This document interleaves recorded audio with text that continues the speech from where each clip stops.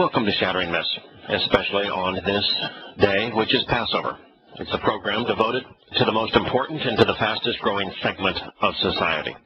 To those who know that the world's political, religious, military, and economic institutions are corrupt, that they are counterproductive, that they cannot be fixed. Our mission, therefore, is to know who is working against our interests, to understand how and why they are doing so. Because exposing and condemning such schemes, even if they are religious or political, isn't hateful, it's caring. In our concluding hour, we're going to use evidence and reason to explore the Torah, which means teaching, not law, particularly on this day, Passover, and tomorrow and the following day, the celebration of Matzah and Bikurim, because its liberating and empowering covenant provides the only reliable answer for you and your family. Our phone number, if you'd like to participate in this discussion, is 877-300-7645. We're going to begin with about 30 minutes of news and then going to transition into what God has to say about this day, which is Passover. The news starts off religious. Reuters is reporting that a tired and somber-looking Pope Francis, as to why they would speak of him being tired and somber-looking is a mystery to me. But nonetheless, the journalist at Reuters thought that you ought to know that he was tired and somber. He led a Palm Sunday service before more than 100,000 adoring fans. Opening the adoring fans was my editorial comment. Opening 2 packed weeks of activities, including Easter and the canonization of 2 popes. Well, the Torah says that 4 days before Passover is when the Passover lamb enters the home. Yahowah walked into Jerusalem 4 days before Passover. Passover is today. So, I guess if you were to spot this Pope 3 days, a branch versus a palm, and a sun god or two, he'd have been right instead of wrong. There is nothing on earth, nothing on earth, that God despises more than corrupting his testimony about the meetings that he has established between us and him. Passover is the first of these meetings. He has 7 of them. And there is nothing more important to God than us coming to understand what these days represent and participating in them by acknowledging his invitation. When a religious leader corrupts this by speaking of Palm Sunday, which is religious rubbish, and of Easter Sunday, which is an absolute and utter abomination to God, and doesn't acknowledge Passover, matzah, and first fruits, firstborn children, trying to conceal what God conveyed while promoting what man has conceived, he becomes the single most despicable individual on the planet.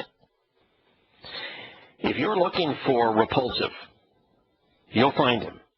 He may be tired and somber looking, but from God's point of view, he is an abomination, repulsive and disgusting. And if you side with him, you're going to appear similarly.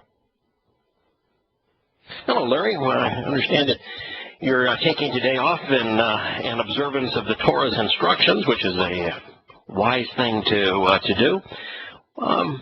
What's your opinion of Pope Francis? Well, I think that he's one of those few people that won't die when his physical body ceases to exist. That's correct. I think he'll be tormented forever in Sheol. Yeah, and that is true. That's what I think of him. And obviously, I'm just looking at Yahowah's words, as they're not my opinions, what he says. And they're in a lot of trouble. Have you ever noticed anything that Yahowah said that contradicted something else he has said? No. Have you ever found any place where Yahowah told us something happened when we have later found out that it did not happen that way? No. Have you ever found any instance when Yahweh said, this is what is going to happen, and it failed to happen? No. So you would say that the God, Yahweh, who authored the Torah, has a pretty good track record for being consistent and for being right. Oh, I would say he was 100% of both, you know. So when Yahweh says there's absolutely no forgiveness for someone who promotes lifelessness in his name, as is this Pope, you would then conclude that that statement is reliable. Absolutely. So we really don't have to speculate as to whether or not, even though it's not our job to determine who ceases to exist upon their earthly demise, who gets to live forever with Yahweh, and who gets to spend an eternity tormented by fellow demons and in Sheol, based upon Yahweh's testimony. This boy is in more trouble than just being a little tired and somber looking. I would say so. You know, anybody, you know, he calls Ashur an abomination. Yeah. One of the things that they had to do when they took part in Pesach, when they got finished way back during the days of King Hezekiah, they went out and they tore down all the Ashura vestiges. That would be Easter vestiges. Right. Yeah, sure. It's directly associated with Easter. It's 3/4 of Ashura is just pure Easter. It's the basis for Easter. It even used one of Ashura's names, Estar, in the celebration of Easter, making God's statement against this religious sun goddess myth an abomination to him. But beyond that, she is the basis of the Mother of God and the Queen of Heaven, which is an essential part of Roman Catholicism and of Orthodox Christianity. And that's the other quarter of Ashura. Yeah, well, you know, and you know, that's, they used to, in the Lord's Covenant, you know, they'd go out there and they'd worship that bull with the sun between its horns. And yes, as you know, each year that Easter happens, the sun is in constellation with Taurus the bull. What did God do during the time of the Exodus when Moshe was up meeting with him, getting dictation really of the Torah directly from Yahowah, and he returns to find a significant number of the Israelites that have just been saved from the religious and political realm of Egypt. He finds them worshiping the sun god in the form of the golden calf with the sun disk between its horns. What did he do to them? He was none too happy. He annihilated them, didn't he? Yeah, he annihilated them. They just you can look at Yahowah, and it says right here in 17:8, this is from the Dead Sea Scrolls, so it's extant. So then they shall not regard or accept altars of gods that are the work of the hands, nor what their fingers have made. They will not look or delight in Ashura and sun images and idols. Yeah. You know, which is all Ishtar or Easter is about. And I just can't imagine people think they're pleasing the creator of the universe. Well, he made himself pretty clear. The opposite of what he said. Yeah, he's made himself pretty clear. If you're the perpetrator of such lies, then you're going to spend your eternity separated from God, which means you're going to spend it in Sheol. And if you are the victim of such lies, as were the case of most of those Israelites who chose to worship the sun god, you're going to die. Now, we all die, but some of us, upon our mortal death, are immediately transformed into children of Yahowah and get to spend eternity with him. Recreated, if you will, spiritually in his image. And beings of energy. Right, yeah, and many are going to be awakened. In the story that Yahowah tells of America, he says that you're going to be awakened abruptly, and those who were belligerent, those who were in opposition to him, that they're going to be tormented forever by the inmates of Sheol, which are Satan and his demons. And then the vast majority of people, the victims, will simply cease to exist. Their souls will be annihilated upon their demise. There'll be no punishment, no heaven nor hell for them, and that's what happened with the sun god worshippers. So if you are a sun god worshipper, if you go to church on Sunday, if you celebrate Easter Sunday, you need to know that if you are simply victimized by the religion, you go and you honor the sun in this way, that upon your death, your soul will cease to exist. And, well, that's not good. It's certainly squandering the opportunity of the covenant. It's not bad either. Bad is what happens if you're a pope, if you're a pastor, if you're up there before the people and inviting them to attend Easter sunrise services. You're inviting them to embrace the Asherah, the sun god imagery. If you're up there and, or you call a radio program, and you're promoting Easter Sunday in Christianity, then your faith is entirely different. And you're not going to cease to exist upon your demise. You're going to spend eternity in Sheol. That's what God said. There has to be a consequence for leading people astray. And that is where we are. So here, returning just a moment to Roman Catholicism and the Vatican, the faithful waved palm fronds and olive branches. The olive branches are at least accurate, wrong day, wrong purpose, but the palm fronds wholly inaccurate. The reason that it's called Palm Sunday and the waving of the palm fronds is because that is a direct derivative of the Babylonian religion. The Babylonian religion, to celebrate Asherah Day, waved palm fronds. Yahowah had no such instruction, and there was no such instruction in Jerusalem on this day. The square, to celebrate this, rather than talking about Yahusha's, a name that they'd never use, arrival in Jerusalem in accordance with the Torah 4 days before Passover, the Pope got into his white Jeep Popemobile, and he rode through the Vatican.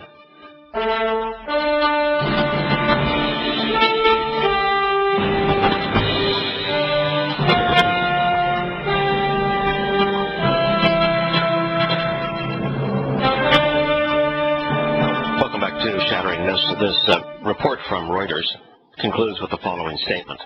Palm Sunday marks the day that the Bible says Jesus rode into Jerusalem to the cheers of crowd before the Christians believe that he rose from the dead. That's not what even the Christian New Testament says. I mean, beyond the fact that there is no one named Jesus, and you won't find the name Jesus even in the Greek accounts of the Christian beginnings. Bible is the name of a pagan sun goddess. Beyond those two errors, what both the Hebrew testimony and the Torah and the prophets present is that Yahushua came into Jerusalem 4 days before Passover. Now, one of the most powerful prophecies in the whole of the Torah is found in Daniel 9. Daniel means God judges and vindicates. In the 9th chapter, you'll read a prophecy of where Daniel was told the exact number of days between the time of the edict for them for Yehudim to be freed from slavery in Babylon, to the time that the Messiah, Yahusha, would arrive in Jerusalem. And that day happens to be in 33 CE. It was a Monday, because in 33 CE, Passover was a Friday, which means it began Thursday evening. Is Monday Sunday? No. No. Yahowah tells us that he wants the Passover lamb to come into the home 4 days before Passover because he wants the family to become acquainted with it, to observe it, to care for it. That's exactly what Yahusha did. Son of a gun, yeah, we're still consistent. Yahowah, everything he says is what we find materialized. So this idea that it's Palm Sunday is a lie on two accounts. Number one, it didn't occur on a Sunday in 33 CE. Also, what day is today, Larry? Day of the week. What do we call it? Tonight's Monday. Yeah, okay. Which means that, and Passover in 33 CE was on a Friday, right? That's right. So can you establish a day of the week to celebrate any one of the events surrounding Passover? Well, you say it's always on a Sunday, it's always on a Monday, always on a Tuesday? That would change. That would change. Yeah, it could be. So just the whole idea of establishing their celebrations on a Sunday shows their love of the day that venerated their Lord, the sun god. Right, for example, because it certainly has nothing to do with Yahusha or Yahweh's plan. Correct. So, Pesach can be celebrated any one of the 7 days of the week. It's not determined based upon a weekly schedule. It's determined based upon a lunar solar calendar. Now, I had a very specific plan, and he told us what the first month of the year was going to be. He told us how to know when the first day of the first month of the year was occurring, and he told us on the 14th day of that first month, which was called Abib, that it would be the celebration of Passover. And since a month can start on any day of the week, the 14th day of a month can be any one of the 7 days of the week. To establish it as a Sunday just shows the extraordinary affinity that Christianity has for all things sun-related, which you read a passage there a moment ago that said, Yahowah says that those who honor the sun in this way are excluded from heaven. So it's pretty clear that this is a really stupid idea. Scripture does not say, Yahowah did not say, even the Christian New Testament doesn't say, that a fellow named Jesus rode into Jerusalem on a Sunday to create Palm Sunday. It says nothing of the sort. As for bodily resurrection, which is what Christians claim they'll be celebrating, even the Greek testimony says that God didn't die and that there was no bodily resurrection. The very basis of the religion is an utter and complete lie. When we return to Shattering Myths, we will consider what God had to say, because as Larry said, he has a consistent track record. He's always telling the truth.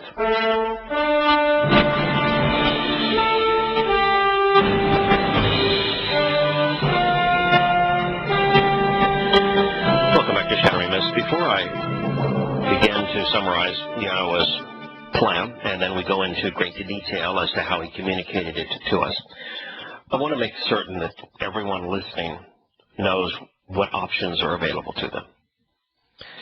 God created us with free will. He gave us a mortal life which has a time limit to it. He gave us a nasalma, which is this conscience, the seat of good judgment, the place that we can exercise good judgment, where we can differentiate between that which is true and that which is false, that which is reliable and that which is not. And so, under the auspices of free will, another one of his gifts, we have the opportunity to decide, so long as we are still rational, something that political correctness wants to eliminate. But so long as we are rational, we have the opportunity to evaluate the evidence and determine whether or not religious institutions promoting the Babylonian festival of Ishtar, Easter, on Sundays are telling the truth, or whether Yahowah is dependable. Your choice. Now, in this program, I'm going to tell you God's view of the religious alternative, which he despises. And I'm going to share with you what he has to say about his plan, his way, which is the only path to him. Now, you don't have to walk along it. You can choose the religious alternative. You can even promote the religious alternative. Or you can choose what Yahowah has to offer. The choice is yours. But understand there's a consequence associated with each of the three options. So as we consider this, you need to know that if you choose to promote Easter and Sundays and Christianity, then the consequence for doing so is that you are going to be eternally estranged from Yahowah, which means that you have been found guilty, you will be found guilty, you are committing a crime which has a punishment associated with it. This Pope is engaged in that. So many Christian evangelicals are engaged in it. Every religious advocate is engaged in it. The consequence is eternal separation from God. That place is known as Sheol. You'll find Paul there, which many Christians will find comforting until they realize that he was lying to them. The second option, you can simply be a victim. You can squander your life. Not recommended, but that option is available to you. You can just go along and say, you know, I can't believe that so many people can be wrong about this, even though God told you that most people would be wrong. If you choose to be misled, if that is your choice, the consequence is that you will have squandered the gifts that God gave you.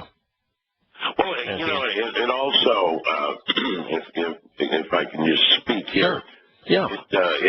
For people to think that the majority are correct makes Yahusha a liar when he says that few find this narrow path. So, I mean, how do you square that with, well, 1 billion people agree with me and you're on your own? Perhaps they could have asked Noah that, or Lot. Yes. Because that's where you better be. You know, Christianity is the minority here. Has been the world's most popular religion since Constantine authorized it.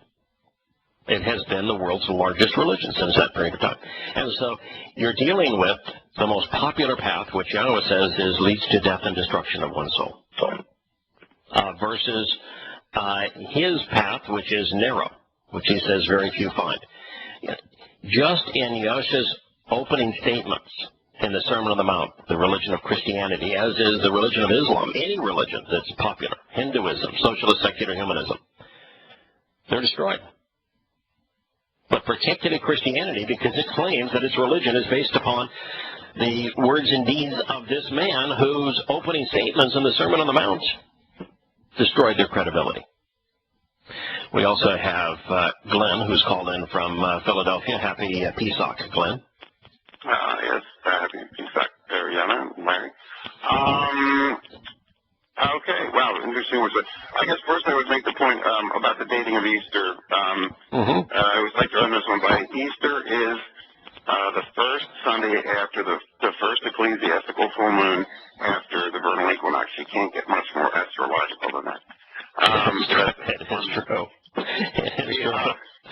By the way, Yahowah's testimony is he tells you that the first month is based upon the time that barley, which is the standing grain, rises and the kernel begins to form, is still green and growing and receptive. And so he's using the symbolism of grain and of bread and of which he uses throughout his testimony. And he says that's the first month of the year. And then he talks about renewal. And it's a renewal of light. Kadash is the term. And he associates renewal of light with renewal of our souls. And it's the 14th day after such renewal when barley is growing and receptive, standing grain. Yeah, so it's God's testimony and and the establishment of Easter. And by the way, there's a rule within the Christian establishment of Easter that Easter can never fall on Passover. They changed the date if it were to fall on Passover. And you know what's unbelievably stupid about that? Easter and Passover aren't days that are in conflict. They're irrelevant to one another. Right. It is Bokorim that Easter provides a pagan alternative for.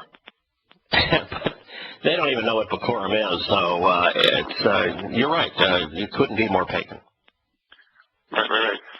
The reason I actually called was it's a good time to get the clarification about you often say that God cannot die. Yet,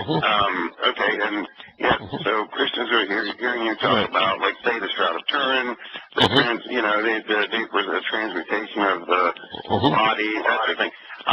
So a lot of Christians think in terms of first death and second death. In other words, the idea that when the physical body stops breathing and the heart stops beating and the body's buried, that's the first death, and then to go to Sheol would be the second death. But you say more categorically that God cannot die. So, in other words, a lot of people are probably perplexed as to exactly what you're saying became of the walking, talking, physical body of Yahusha. There's a semantic distinction that needs pretty careful clarification. I would agree. Let's do it.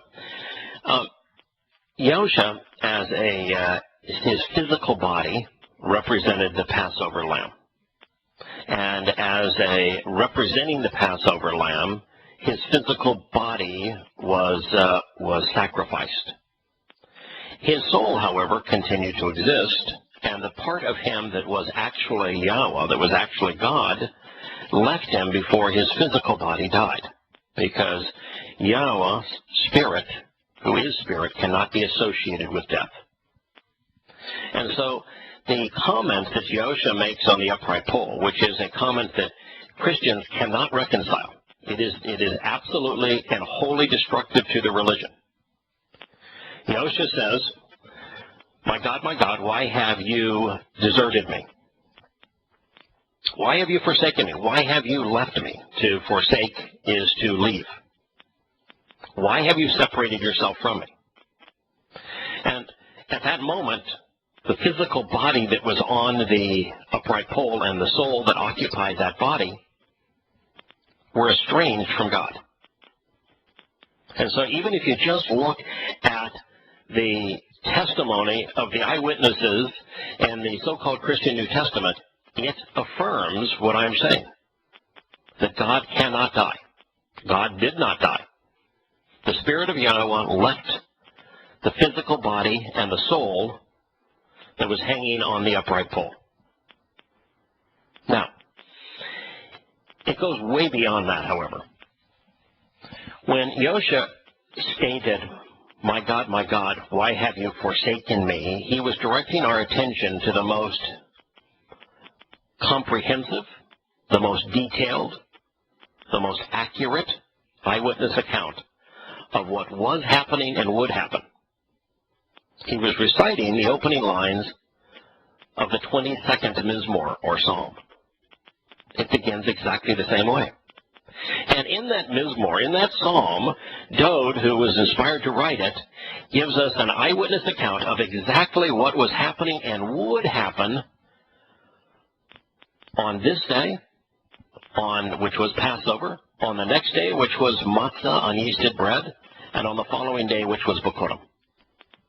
And he gives us an eyewitness account all the way through, explaining precisely what was happening. So on the first point, Yahusha himself acknowledges, the Psalm confirms, and even the eyewitness accounts corroborate the idea that God did not die. It was a physical body and a soul there, and the Spirit of Yahowah departed. God cannot die. He is immortal. He did not die. All right, now we have a body and a soul on the upright pole. You mentioned, Glenn, and you are correct, that most people determine death to be when there is no more breath. The Hebrew word for soul Nephesh is also the Hebrew word for breath. Yahusha's physical body served as the Passover lamb. The physical body died. His soul, however, did not die. And usually it's the departure of the soul, the departure of breath, that determines whether or not a person is alive or dead. The soul is our consciousness. The soul is our ability to be aware of our surroundings and to respond to our surroundings. All animals have souls, which is why animals, unlike plants, can observe and respond to their surroundings. According to the 22nd Psalm, his soul had a mission, and his soul commenced that mission on the evening of Passover. Now, before we talk about the mission that his soul commenced on the evening of Passover, which is why, well, I want to tell you, it's a great question, and I'm glad that you asked for clarification for here, because this is the lie that Christians have been told to believe a pagan Babylonian religion. His physical body was then placed in a limestone tomb. God tells us in great detail that the remains of the Passover lamb shall not exist until morning, and that it is expressly to be consumed in the fire.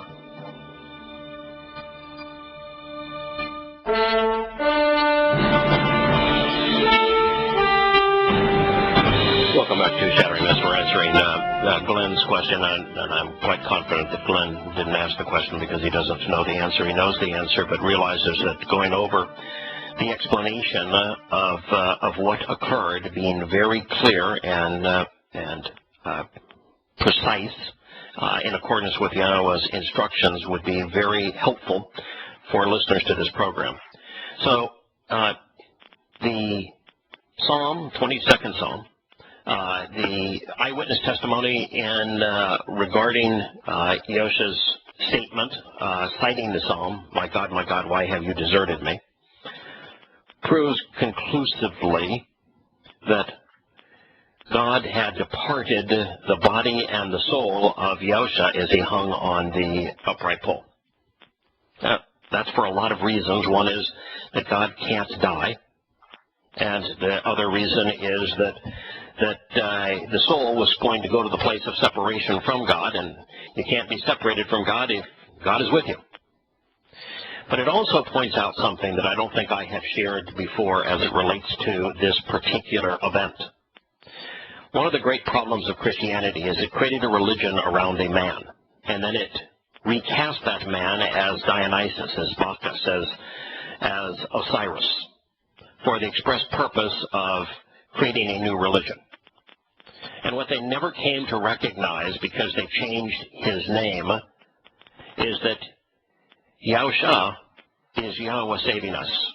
That Yahusha is exactly as Yahowah presented him. That he is a diminished corporeal manifestation of Yahowah, set apart from Yahowah.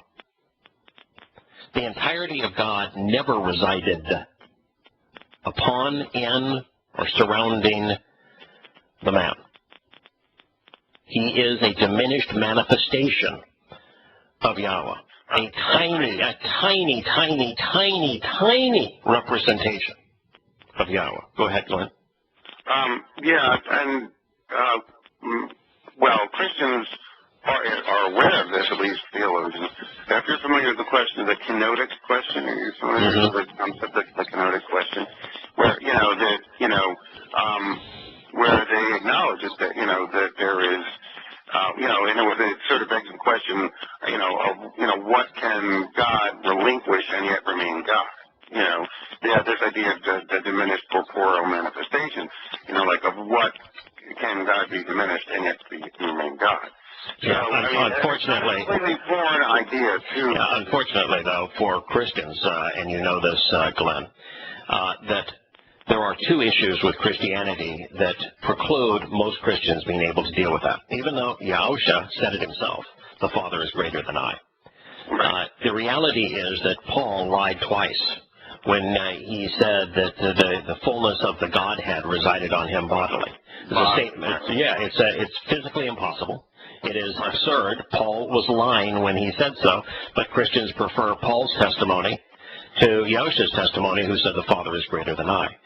But the foundation of Christianity, its very foundation, when it becomes a religion, is in the Council of Nicaea, an event staged and promoted by General Constantine, a pagan individual. And the purpose of the Council of Nicaea, its primary purpose, is unknown to many Christians, but the consequence is now known to all of them. The purpose was to render the Arian controversy moot. Arian recognized that Scripture and Yahushua's testimony are consistent, that Yahushua was begotten, and that he is a diminished manifestation of Yahowah, and therefore the notion of basing a religion on him, even if you know his name, versus on Yahowah, who is the author of the Torah, prophets, and Psalms, who is God, is insane. And so to create the new religion of Christianity, the purpose of the Nicene Council was to preclude anyone being aware of or embracing Arian's correct realization that Yahushua was a diminished manifestation of Yahowah, and therefore any focus on him is misplaced.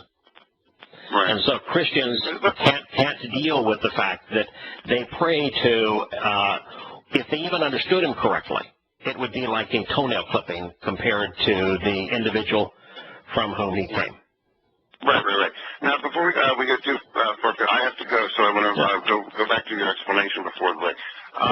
Real quick, and in terms of what you described transpiring, you know, yes. There are a lot of Christians, given that there's inherent ambiguity in the Christian story of what transpired there, a lot of Christians would probably have no problem, you know, concurring with what you said. You know, up to this point, and we will continue to detail what actually occurred so that people are aware of it and can celebrate the event appropriately when Shattering Myths continues after the break.